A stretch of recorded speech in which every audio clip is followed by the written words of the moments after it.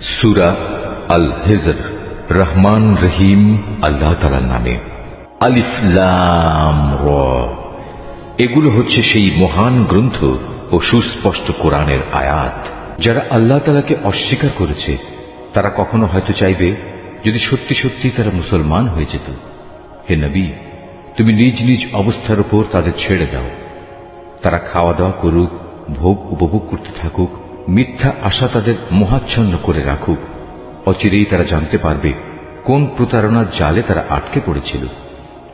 যে কোনো জনপদকেই আমি ধ্বংস করি না কেন, তার ধ্বংসের জন্য একটি সুনির্দিষ্ট সময় আগে থেকে লিখিত থাকে। কোন জাতি তার ধ্বংসের কাল যেমন ত্বরান্বিত করতে পারে না, তেমনি তা বিলম্বিতও করতে পারে না। তারা বলে, ওহে, যার উপর কোরআন নাজিল করা হয়েছে তুমি অবশ্যই একজন উন্মাদ ব্যক্তি। তুমি সত্যবাদী নবী হলে আমাদের সামনে ফেরেশতাদের নিয়ে আসো না কেন? হে নবী, তুমি তাদের বলো, আমি ফেরেশতাদের কখনো কোনো সঠিক কারণ ছাড়া নাজিল করি না। তাছাড়া একবার যদি আযাবের আদেশ নিয়ে ফেরেশতারা এসেই যায় তবে তো আর তাদের কোনো অবকাশই দেয়া হবে না। আমি উপদেশ সম্বলিত কোরআন নাজিল করেছি এবং আমি একে সংরক্ষণ করি। তোমার আগেও পূর্ববর্তী জাতিসমূহের মাঝে আমি রসুল পাঠিয়েছিলাম। তাদের কাছে এমন একজন রসুল আসেনি যার সাথে তারা ঠাট্টা বিদ্রুপ করেনি। এভাবেই আমি অপরাধীদের অন্তরে ঠাট্টা বিদ্রুপের এ প্রবণতা সঞ্চার করি। এরা কোনো অবস্থায় তার উপর ঈমান আনবে না। আসলে এই নিয়ম তো আগের মানুষদের থেকেই চলে এসেছে। আমি যদি এদের জন্য আসমানের দরজাও খুলে দেই, অতঃপর তারা যদি তাতে চড়তেও শুরু করে, তারপরও এরা ঈমান আনবে না।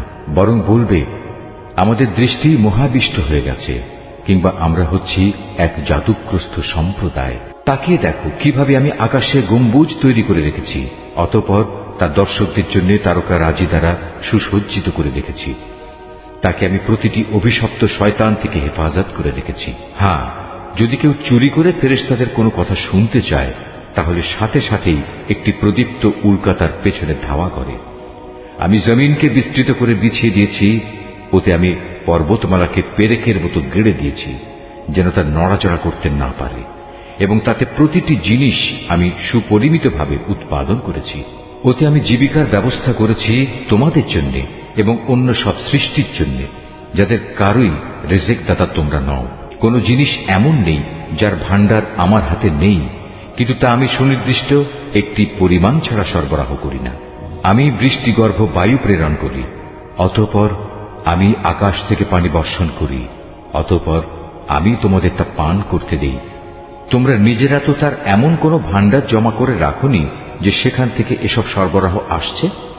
আমি তোমাদের জীবন দান করি, আবার আমি তোমাদের মৃত্যু ঘটাই।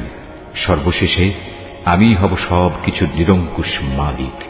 তোমাদের আগে যারা এই জমিন থেকে গত হয়ে গেছে তাদের যেমন আমি জানি, তেমনি তোমাদের পরবর্তীদেরও আমি ভালো করে জানি। নিঃসন্দেহে তোমার মালিক একদিন তাদের সবাইকে একত্রিত করবেন। তিনি অবশ্যই প্রবল প্রজ্ঞাময়, সর্বজ্ঞ। অবশ্যই আমি মানুষকে ছাঁচে ঢালা শুকনো ঠনঠনে মাটি থেকে পয়দা করেছি। আর হ্যাঁ, জিন তাকে আমি আগেই আগুনের উত্তপ্ত শিখা থেকে সৃষ্টি করেছি। স্মরণ করো, যখন আমি ফেরেশতাদের বলেছিলাম আমি অচিরেই ছাঁচে ঢালা ঠনঠনে শুকনো মাটি থেকে মানুষ পয়দা করতে যাচ্ছি, অতঃপর যখন আমি তাকে পুরোপুরি সুঠাম করে নেব এবং আমার রূহ থেকে কিছু তাতে ফুঁকে দেব, তখন তোমরা সবাই তার সামনে সেজদা অবনত হয়ে যাবে। অতঃপর আল্লাহর আদেশে ফেরেশতারা সবাই সেজদা করল, একমাত্র ইবলিস ছাড়া। সে সেজদাকারীদের দলভুক্ত হতে অস্বীকার করল। আল্লাহ তাআলা বললেন, তোমার কি হলো, তুমি যে সেজদাকারীদের দলে শামিল হলে না? সে বলল, হে আল্লাহ, আমি কখনো এমন মানুষের জন্য সেজদা করতে পারি না যাকে তুমি ছাঁচে ঢালা শুকনো ঠনঠনে মাটি থেকে বানিয়েছ। আল্লাহ তাআলা বললেন, তাই যদি বলো তাহলে তুমি এক্ষুনি এখান থেকে বেরিয়ে যাও, কেননা আজ থেকে তুমি অভিশপ্ত। হিসাব নিকাশের দিন পর্যন্ত তোমার উপর অভিশাপ। সে বলল, হে মালিক, তাহলে তুমিও আমাকে সেদিন পর্যন্ত অবকাশ দাও যেদিন সবাইকে পুনরায় জীবিত করা হবে। আল্লাহ তাআলা বললেন, হ্যাঁ, যাও। যাদের এ অবকাশ দেয়া হয়েছে তুমিও তাদের অন্তর্ভুক্ত হলে। এ অবকাশ সুনির্দিষ্ট সময় আসার দিন পর্যন্ত। সে বলল, হে আমার মালিক, তুমি যেভাবে আজ আমাকে পথভ্রষ্ট করে দিলে, আমিও তোমার শপথ করে বলছি, আমি মানুষদের জন্য পৃথিবীতে তাদের গুনাহের কাজসমূহ শোভন করে তুলব এবং তাদের সবাইকে আমি পথভ্রষ্ট করে ছাড়ব। তবে তাদের মধ্যে যারা তোমার খাঁটি বান্দা তাদের কথা আলাদা। আল্লাহ তাআলা বললেন, পরীক্ষা নিরীক্ষার মাধ্যমে এটাই আমার কাছ পর্যন্ত পৌঁছানোর সহজ সরল পথ। হ্যাঁ, এই গোমরা মানুষদের মধ্যে যারা তোমার অনুসরণ করবে তারা ছাড়া আমার যারা খাঁটি বান্দা তাদের উপর তোমার কোনো আধিপত্য চলবে না। আর অবশ্যই জাহান্নাম হচ্ছে তাদের সবার প্রতিশ্রুত আশ্রয়। তাতে থাকবে 7টি বিশালকায় দরজা। আবার এগুলোর প্রতিটি দরজা দিয়ে প্রবেশ করার জন্য থাকবে শয়তানের অনুসারীদের একটা নির্দিষ্ট অংশ। এর বিপরীত যারা আল্লাহ তাআলাকে ভয় করে তারা অবশ্যই সেদিন জান্নাত ও ঝর্ণাধারার বহুমুখী নিয়ামতে অবস্থান করবে।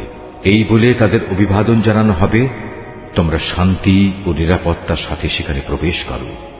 তাদের অন্তরে ঈর্ষা বিদ্বেষ যাই থাক না কেন, আমি সেদিন তা দূর করে দেব। তারা একে অপরের ভাই হয়ে পরস্পরের মুখোমুখি সেখানে অবস্থান করবে। সেখানে তাদের কোন রকম অবসাদ পর্যন্ত স্পর্শ করবে না, আর তারা সেখান থেকে কোনো দিন বহিষ্কৃতও হবে না। হে নবী, তুমি আমার বান্দাদের কথা বলে দাও, আমি যেমন ক্ষমাশীল ও পরম দয়ালু, তেমনি আমার আযাবও হচ্ছে অত্যন্ত কঠোর। হে নবী, তুমি তাদের ইব্রাহিমের মেহমানদের কাহিনী শোনাও। যখন তারা তার কাছে হাজির হয়ে বলল, তোমার উপর সালাম, তখন সে তাদের ভাবভঙ্গি দেখে বলল, আমরা অবশ্যই তোমাদের ব্যাপারে শঙ্কিত। ওরা বলল, না, তুমি আশঙ্কা করো না, আমরা তোমাকে এক জ্ঞানবান সন্তানের সুসংবাদ দিচ্ছি। সে বলল, তোমরা আমাকে সন্তানের সুসংবাদ দিচ্ছ, অথচ বার্ধক্যজনিত অবস্থা আমাকে স্পর্শ করে ফেলেছে। অতঃপর এই অবস্থায় তোমরা আমাকে কিসের সুসংবাদ শোনাচ্ছ? তারা বলল, হ্যাঁ, আমরা তোমাকে সঠিক সুসংবাদই দিচ্ছি, অতএব তুমি হতাশাগ্রস্তদের দলভুক্ত হও না। সে বলল, গোমরা ব্যক্তি ছাড়া আল্লাহর রহমত থেকে কে নিরাশ হতে পারে? হে আল্লাহর পাঠানো ফেরেশতারা, বলো, আমাকে এ সুসংবাদ দেয়া ছাড়া তোমাদের সামনে আর কি অভিযান রয়েছে? তারা বলল, হ্যাঁ, আমাদের এক নাফরমান জাতির বিরুদ্ধে অভিযানে পাঠানো হয়েছে, যারা অচিরেই বিনাশ হয়ে যাবে। তবে লুতের আপনজনরা বাদে আমরা সবাই আযাবের সময় তাদের সবাইকে উদ্ধার করব, কিন্তু তার স্ত্রীকে নয়। আল্লাহ তাআলা তার ব্যাপারে বলেন, আমি এই সিদ্ধান্ত নিয়েছি, সে আযাবের সময় পশ্চাৎবর্তী দলভুক্ত হয়ে থাকবে। যখন সে ফেরেশতারা লুতের পরিবার পরিজনদের কাছে এসে হাজির হল, তখন লুত বলল, আপনারা তো দেখছি অপরিচিত ধরনের লোক। তারা বলল, না, আসলে তা নয়, আমরা তাদের কাছে সে আযাবের বিষয়টা নিয়ে এসেছি যার ব্যাপারে তারা ছিল সন্দিগ্ধ। আমরা তোমার কাছে সত্য সংবাদ নিয়ে এসেছি এবং আমরা হচ্ছি সত্যবাদী। সুতরাং তুমি রাতের কিছু অংশ থাকতে তোমার লোকজন সহ এ জনপদ থেকে বেরিয়ে পড়ো এবং তুমি নিজে তাদের পেছনে পেছনে চলতে থাকো। সাবধান, তোমাদের মধ্যে কেউ যেন পেছনে ফিরে না তাকায়। ঠিক যেদিকে যাওয়ার জন্য তোমাদের আদেশ করা হবে সেদিকে চলতে থাকবে। ইতিমধ্যে আমি তার কাছে এ ফয়সালা পাঠিয়ে দিয়েছি যে এ জনপদের মানুষগুলোকে ভোর হতেই মূলোৎপাটিত করে দেয়া হবে। ইতিমধ্যে নগরের অধিবাসীরা উল্লসিত হয়ে লুতের কাছে এসে হাজির হল।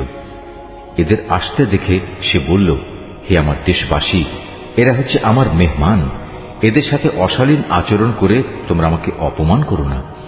তোমরা আল্লাহ তাআলাকে ভয় করো এবং আমাকে এদের সামনে হেয় করো না। তারা বলল, আমরা কি তোমাকে দুনিয়া জোড়া মানুষের মেহমানদারি করা থেকে নিষেধ করিনি? এদের উক্তি শুনে সে বলল, একান্তই যদি তোমরা কিছু কামনা বাসনা চরিতার্থ করতে চাও, তবে এখানে আমার জাতির মেয়েরা রয়েছে, এদের বিয়ে করে তোমরা নিজেদের প্রয়োজন মেটাতে পারো। আল্লাহ তাআলা বললেন, হে নবী, তোমার জীবনে শপথ করে বলছি, সেদিন এরা নিদারুণ এক নেশায় বিভোর হয়ে পড়েছিল। আল্লাহর গজবের কোনো কথাই এরা বিশ্বাস করল না। অতঃপর সূর্যোদয়ের সাথে সাথেই এক মহানাদ এসে তাদের উপর আঘাত হানল। তারপর আমি নগরগুলো উল্টিয়ে দিলাম এবং ওদের উপর পাকানো মাটির পাথরের বৃষ্টি বর্ষণ করলাম। অবশ্যই এ ঘটনার মাঝে পর্যবেক্ষণ সম্পন্ন মানুষদের জন্য শিক্ষার বহু নিদর্শন রয়েছে। ধ্বংসস্তূপের নিদর্শন হিসেবে তা আজও রাস্তার পাশে দাঁড়িয়ে আছে। অবশ্যই এর মাঝে ঈমানদারদের জন্য আল্লাহর নিদর্শন মজুদ রয়েছে। লুতের জাতির মতো আইকার অধিবাসীরাও জালেম ছিল। অতঃপর আমি তাদের কাছ থেকেও তাদের নাফরমানির প্রতিশোধ নিয়েছি। আর আজ এ উভয় জনপদই আযাবের চিহ্ন বহন করে প্রকাশ্যে রাস্তার পাশে দাঁড়িয়ে আছে। একইভাবে হেজরবাসীরাও নবীদের অস্বীকার করেছিল। আমি আমার নিদর্শনসমূহ তাদের কাছে প্রেরণ করেছিলাম, এত সত্ত্বেও তারা তা থেকে মুখ ফিরিয়ে নিয়েছিল। তারা পাহাড় কেটে কেটে নিজেদের জন্য ঘর বানাতো এ আশায় যে তারা সেখানে নিশ্চিন্তে জীবন কাটাতে পারবে। অতঃপর নাফরমানির জন্য একদিন প্রত্যুষে তাদের উপর মহান আদেশে আঘাত হানল। সুতরাং তারা জীবনভর যা কিছু কামাই করেছে আল্লাহর গজবের সামনে তা কোনোই কাজে আসেনি। জেনে রেখো, আকাশমালা, জমিন এবং এই দুইয়ের মাঝখানে যা কিছু আছে তার কোনোটাই আমি অযথা পয়দা করিনি। অবশ্যই সব কিছু শেষে একদিন কিয়ামত আসবে এবং এ সৃষ্টিলীলা ধ্বংস হয়ে যাবে। অতএব হে নবী, তুমি পরম ঔদাসীন্যের সাথে ওদের উপেক্ষা করো। নিশ্চয়ই তোমার মালিক হচ্ছেন এক মহাস্রষ্টা, মহাজ্ঞানী। অবশ্যই আমি তোমাকে 7 আয়াত বিশিষ্ট একটি সূরা দিয়েছি যা নামাজের ভেতর ও বাইরে বারবার পঠিত হয়। আরো দিয়েছি জীবনের বিধান হিসেবে মহান গ্রন্থ কোরআন। আমি এই কাফেরদের মাঝে কিছু লোককে ভোগ বিলাসের যে উপকরণ দিয়েছি তার প্রতি তুমি কখনো তোমার দু চোখ তুলে তাকাবে না। তাদের উপর তুমি কোনো ক্ষোভ করবে না। ওদের কথা বাদ দিয়ে বরং তুমি ইমানদারদের দিকে ঝুঁকে থেকো। সবাইকে বলে দাও, আমি হচ্ছি জাহান্নামের সুস্পষ্ট সতর্ককারী মাত্র। যারা বিভিন্ন দলে বিভক্ত তাদের ওপরও আমি এভাবেই কিতাব নাজিল করেছিলাম। এরা হচ্ছে সেসব লোক যারা কোরআনকে টুকরো টুকরো করেছে। সুতরাং হে নবী, তোমার মালিকের শপথ, ওদের সবার কাছে আমি অবশ্যই প্রশ্ন করব সেসব বিষয়ে যা কিছু আচরণ তারা কোরআনের সাথে করত। অতএব তোমাকে যে আদেশ দেয়া হয়েছে তুমি খোলাখুলি জনসমক্ষে তা বলে দাও, এবং এর পরেও যারা আল্লাহ তাআলার সাথে শরীক করে তাদের তুমি উপেক্ষা করো। এই বিদ্রুপকারী ব্যক্তিদের মোকাবেলায় আমি তোমার জন্য যথেষ্ট।